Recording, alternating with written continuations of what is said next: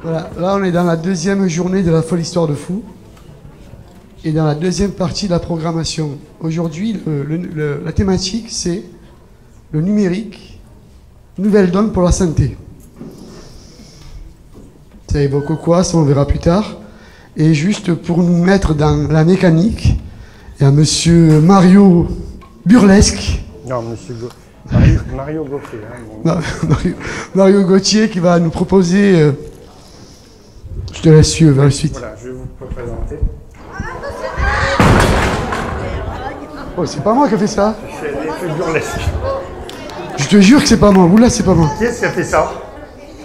On va prendre quelques instants. Oula, j'ai rien fait. Catastrophe. Ouais, ce truc, c'est déchiré.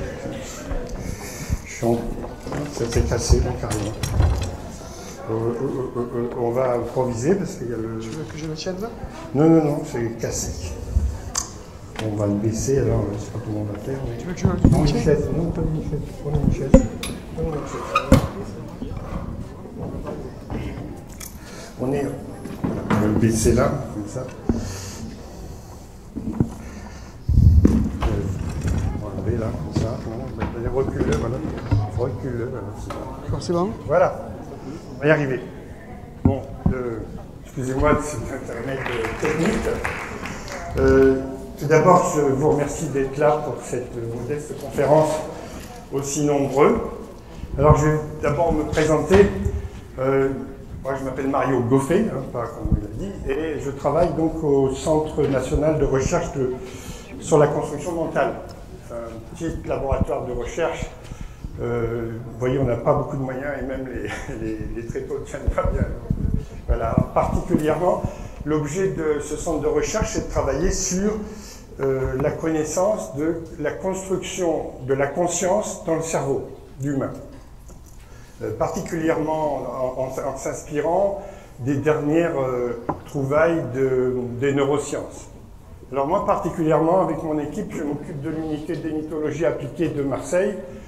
Et notre objectif principal, c'est de trouver des solutions concrètes, utilisables et appliquées à tout le monde. Alors, l'objet de la conférence, précisément, bon, tout d'abord, pour commencer, il faut savoir que votre cerveau décide à votre place beaucoup de choses, sans vous le dire. C'est-à-dire que c'est comme une série d'automatismes qu'il utilise, et vous avez l'impression de penser, mais en fait, c'est simplement lui qui déroule des automatismes. Et mon équipe et moi-même, dans l'unité de mythologie appliquée, nous avons mis au point des machines qui vont nous permettre de reprendre le contrôle de notre cerveau. En tous les cas, de nous aider à reprendre le contrôle. Hein, voilà. Alors, je ne peux pas présenter les machines tout de suite, je vais d'abord vous faire, je suis obligé de faire un peu de théorie, hein, je vais essayer que ça ne soit pas trop rébarbatif, hein, sur le fonctionnement du cerveau, et après on pourra passer aux machines. Alors, la première chose à savoir, hein, c'est, voilà, une chose qu'il faut bien comprendre, c'est que le monde entier est dans votre cerveau. Du moins, le monde que vous connaissez. Hein, c'est justement la définition de ce qu'on connaît, c'est dans notre cerveau. Par exemple, si vous vous concentrez, vous fermez les yeux, vous savez où est votre maison, vous savez où sont les toilettes, où est la chambre, où est le tiroir avec les couteaux. Ça, vous le savez dans votre maison. Hein. Par exemple, moi, là, dans la pièce qui est derrière, que je ne connais pas, il y a des choses qui existent, mais qui ne sont pas dans mon cerveau.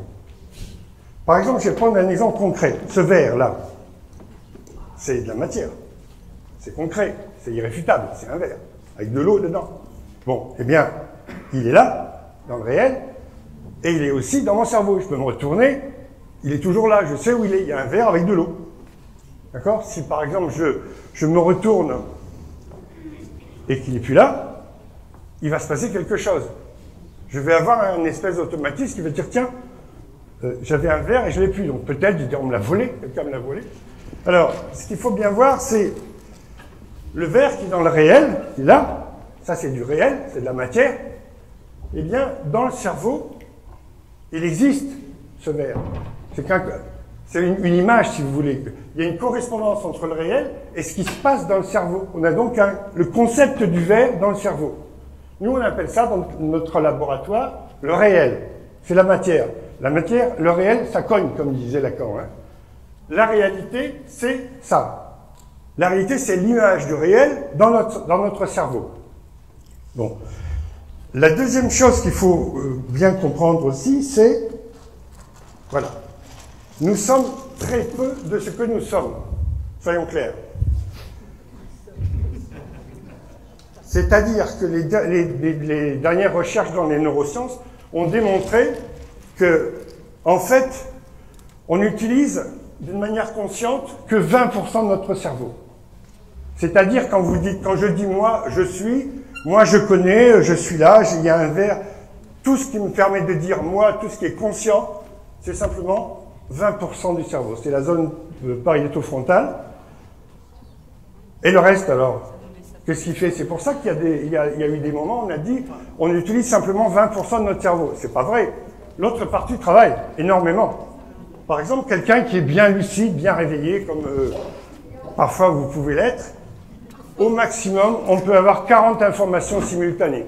C'est-à-dire, je ressens mes pieds, je tiens debout, il fait un peu froid, il y a du monde devant moi. Tout ça, c'est conscient. Mais le reste du cerveau, enfin l'ensemble du cerveau, peut accéder à jusqu'à 11 millions d'informations simultanées. Vous allez dire, qu'est-ce qui se passe? Ben, vous respirez, vous tenez debout, vous marchez. Tout ça, ça se fait tout seul. Alors, qu'est-ce qu'il y a là dans cette partie-là? Justement, il y a une chose très claire. Je vais prendre un exemple. Les parkings sont pleins. Il y a donc des gens qui sont venus en voiture. Bon. Et les gens qui sont venus en voiture, rappelez-vous, avez-vous appuyé sur la pédale d'embrayage? Ben, logiquement, oui. C'est logique, c'est un raisonnement. Mais avez-vous eu conscience d'appuyer sur la pédale d'embrayage? Non, hein? Et même, pareil, quelqu'un qui est venu à pied, est-ce que vous avez plié le genou? Bon, oui, mais est-ce que vous avez eu conscience? Vous avez eu conscience de le faire? Parce que si vous ne pliez pas le genou, hein, c'est un peu bizarre, hein? D'accord? Donc forcément, vous faites des gestes. Il y a des gestes qui se font tout seuls. Qu'on a appris. Comment on les a appris? Eh bien, on a appris à marcher, ça met 1 an et demi à peu près. Les gens qui ont eu un accident, qui ont dû faire de la rééducation, il leur faut 1 an pour réapprendre. Moi, j'en sais quelque chose. Pareil pour apprendre à embrayer, c'est délicat comme geste. C'est très précis. Rappelez-vous vos cours d'auto-école. Eh bien, dans cette partie-là, il y a tout ça, c'est-à-dire des gestes tout faits. Une espèce de bibliothèque, on en a vraiment besoin. C'est-à-dire que si on commençait à devoir réfléchir à chaque fois qu'on avance, bouger le pied, etc., on ne peut pas vivre. Donc on a vraiment une nécessité d'avoir ces gestes tout faits. On les acquiert dans l'apprentissage, dans la rencontre. Voilà. J'ai profité du verre pour boire. Non, ça c'est une décision consciente. Parce que j'ai la bouche un peu sèche. Et voilà. Alors, eh bien, s'il y a des gestes tout faits, il y a aussi des idées toutes faites. C'est-à-dire, par exemple, j'ai plus mon verre, on me l'a volé. Qu'est-ce qu'il me l'a volé? Je vais voir tout de suite, immédiatement, où est mon verre? Je l'ai fait tomber. Je l'ai oublié. C'est immédiat. On n'a pas à réfléchir tout de suite. On sort cette idée qu'il s'est passé quelque chose. Peut-être qu'il n'y était pas. Mais en tous les cas, il y a immédiatement quelque chose qui apparaît. Alors, ces idées toutes faites, nous, pour être clair, on les appelle des mythes.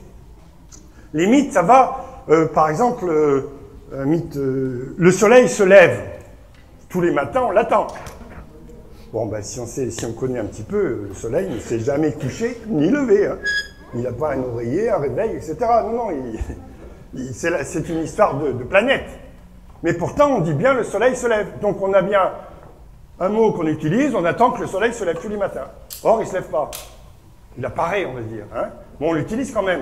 Bon, c'est pas très grave hein, d'avoir au niveau du mythe, ou de l'idée toute faite, ça n'a pas beaucoup de conséquences. Donc, par contre, il y en a d'autres. On me dit, les gitans, oh, c'est des voleurs. Hein, ça vient tout de suite, c'est une autre idée. Hein. Les musulmans, c'est des terroristes. Hein. Enfin, on a des idées qui viennent comme ça, sans. Alors, il se trouve qu'actuellement, avec le numérique, puisque c'est l'objet du thème en ce moment, le numérique, on a une influence énorme d'informations qui débarquent en saturation quasiment au niveau de la fréquence.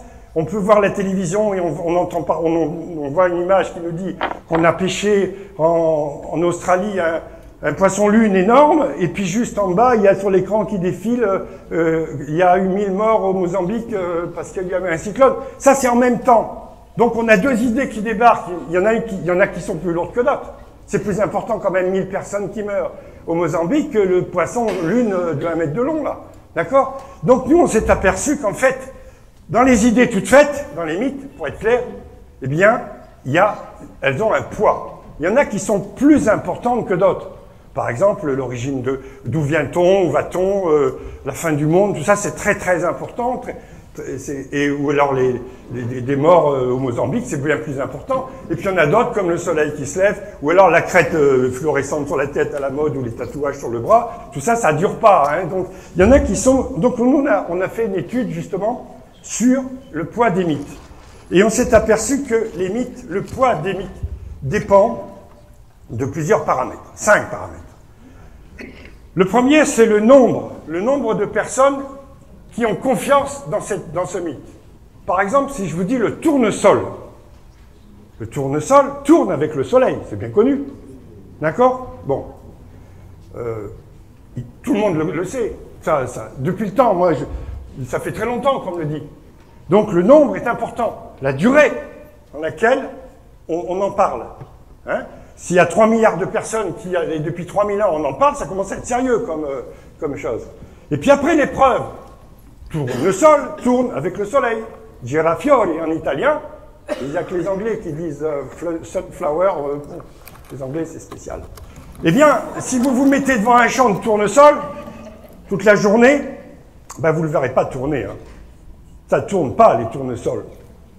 Ça ne tourne pas, c'est orienté vers l'est, mais ça ne tourne pas. Donc voilà un mythe pour lequel tout le monde y croit, et depuis très longtemps, et c'est pas vrai. La preuve qui est juste dans le nom, elle n'est pas, vous pouvez aller voir un tournesol, mettez-vous devant un champ, vous le verrez peut-être bouger avec le vent, mais pas, il ne va pas tourner. Hein. Donc c'est un mythe qui tient pas. Bon, remarquez, ça n'a pas beaucoup d'importance. Hein. Que le tournesol tourne ou pas, tant qu'il fait des fleurs, et puis qu'il fait des graines de tournesol. Bon, donc c'est un mythe qui est léger, mais qu'il faut revoir. Donc le problème des idées toutes faites, c'est d'avoir le temps et la méthode pour les revisiter, les corriger, s'ils sont faux. Donc, le troisième élément, c'est la preuve, mais la preuve, elle est quand on le voit pas. Ensuite, la confiance. La confiance, c'est la confiance dans qui nous l'a transmis.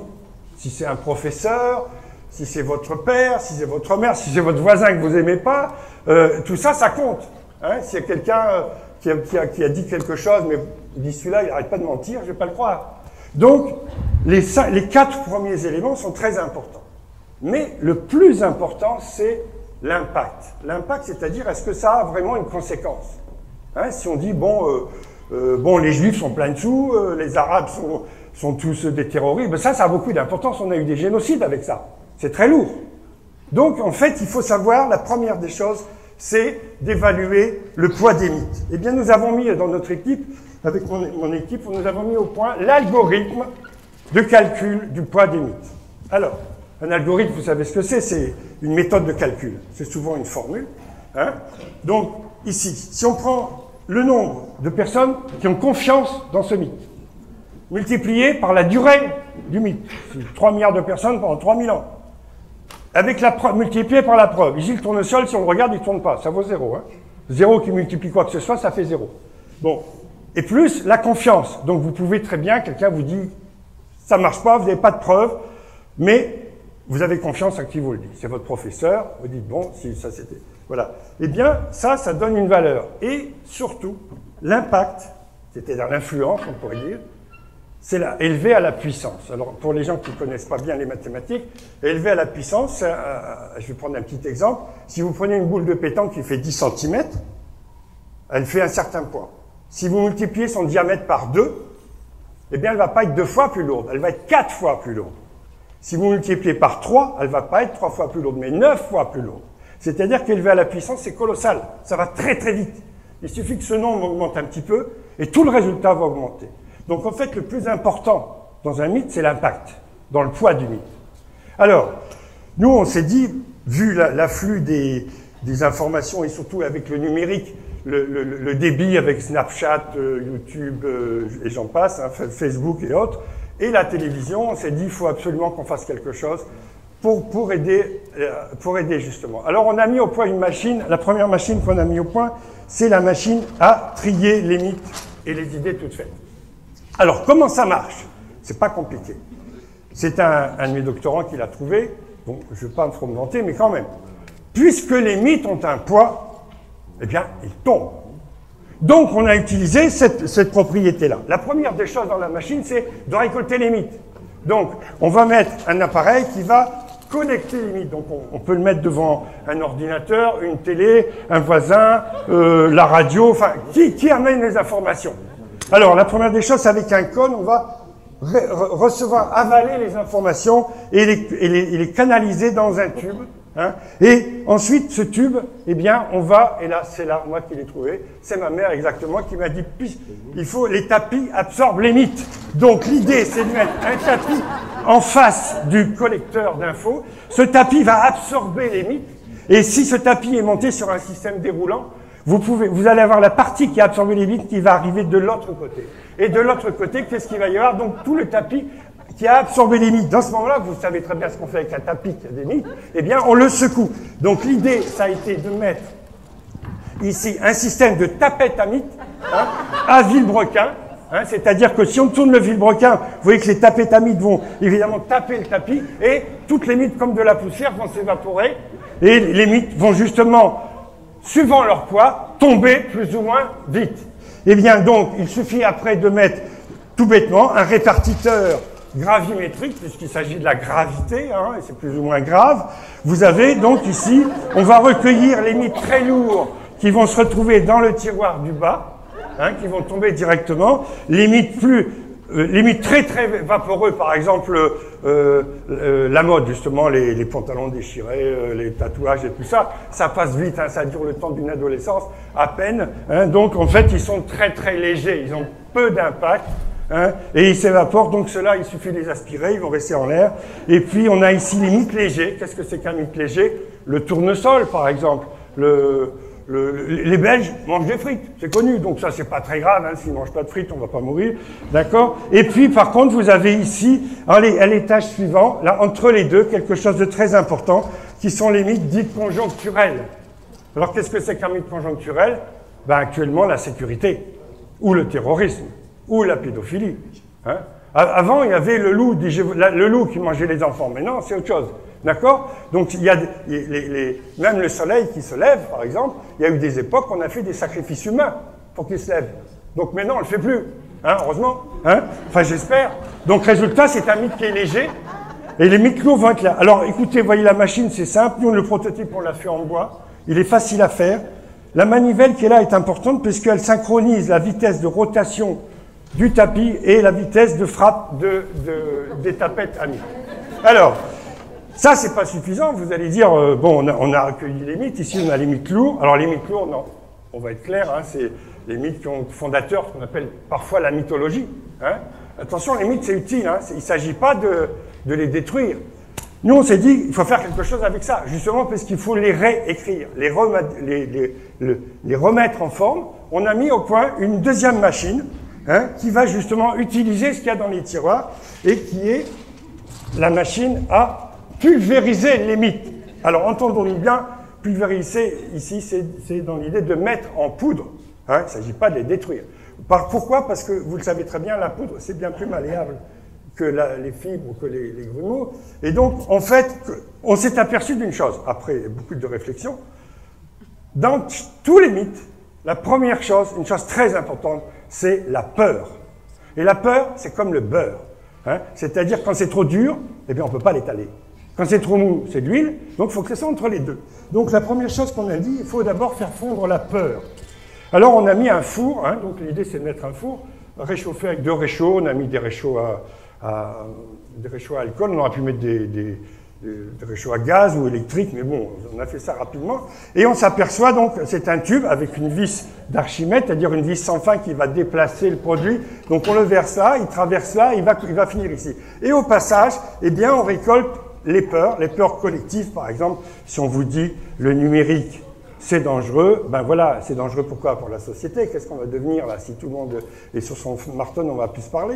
Donc il y a une peur collective, il y a aussi des peurs conjoncturelles, c'est-à-dire le numérique, ça peut provoquer des accidents, ça peut provoquer on a parlé avant-hier du harcèlement, et puis les peurs individuelles, c'est moi j'y connais rien, comment je vais faire, voilà. Donc on a une série de peurs, et ce qui ressort ici, donc, c'est quelque chose dans lequel les peurs sont un peu diluées, hein, et un peu réduites, qui va déjà être plus facile à manipuler. La deuxième chose dont on s'est aperçu dans les mythes, hein, c'est qu'il y a souvent ce qu'on appelle de l'idéologie. Et l'idéologie apparaît toujours en grumeaux.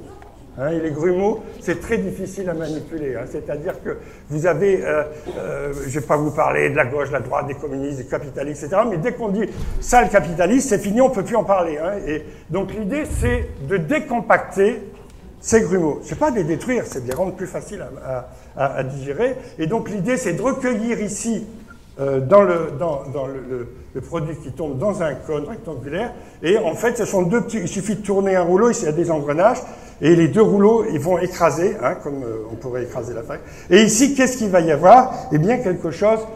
Il va rester quelques petites vieilleries, des obsolescences, hein, c'est-à-dire le loup, par exemple, qui mange les enfants, bon, ça va, on peut l'évaporer. Et c'est très facile. Alors, moi, on a pris un sèche-cheveux, mais ça pourrait être un ventilateur. On pourrait prendre un peu de temps, ça ferait la même chose. Hein, c'est pas très grave. Mais surtout, la dernière étape, hein, qui est très importante, c'est le... Je suis en train de rater une. Hein, la dernière étape, c'est les points de vue. Alors là, les points de vue, le problème, c'est que les points de vue arrivent en fibres. Et que les fibres se mélangent, c'est-à-dire on vous dit quelque chose et puis il y en a une autre chose qui apparaît en même temps. Hein, donc l'idée c'est de défibrer les points de vue un peu comme des peignes. Ici c'est un défibreur à griffes. Alors c'est un peu l'idée qu'il y en a un qui monte pendant que l'autre descend. Alors c'est bêtement deux parallélogrammes avec un décalage sur les pignons qui sont là. Et donc si on tourne ici le pignon, on va avoir les deux, il y en a un qui va monter, qui va descendre, ça fait ça. Voilà. Donc résultat, ici on a le produit, on enlève un peu de peur, on décompacte l'idéologie, on enlève les vieilleries, hein, les obsolescences, et puis on défibre tout ça pour que ça soit bien facile à manipuler, et on recueille effectivement après de la poudre de mythe, hein, qu'on va recueillir sur un tapis roulant. Alors, vous pouvez voir ici la manivelle. Alors, ce mécanisme est très simple, hein, c'est facile à faire. Il suffit de mettre, tout est synchronisé. En tournant la manivelle ici, tout tourne en même temps, sauf évidemment le tapis qui a une deuxième manivelle. Alors, ce sont des machines relativement simples à faire. Nous, on n'a pas le but de produire ça, mais simplement, on veut partager nos connaissances. Donc, ce sont des machines qui sont en open source, c'est-à-dire libres de droit. Vous pouvez les fabriquer comme vous voulez. Elles sont low-tech, c'est-à-dire à basse technologie, hein, manivelle. Impossible à hacker. Vous savez qu'actuellement, un des problèmes dont on ne parle pas, mais c'est le hacking de l'informatique, c'est-à-dire qu'on peut mettre des virus ou des malwares chez vous. Donc là, on peut très bien, avec ça, il n'y a aucun problème, aucun hacking possible. Elle n'est pas du tout reliée à Internet. Tout le monde peut le faire. Voilà. Donc, ces machines sont en libre construction. Il n'est pas très conseillé, l'open source ne conseille pas de faire de l'argent avec, mais vous pouvez très bien les fabriquer et aider les gens avec ça. Donc là, vous pouvez vendre des services. Alors, nous, comme on veut diffuser ça, on a fait quelques petites cartes avec les plans des machines. Donc si vous voulez fabriquer les machines, vous pouvez venir prendre les plans qui sont là. Voilà, la conférence est terminée.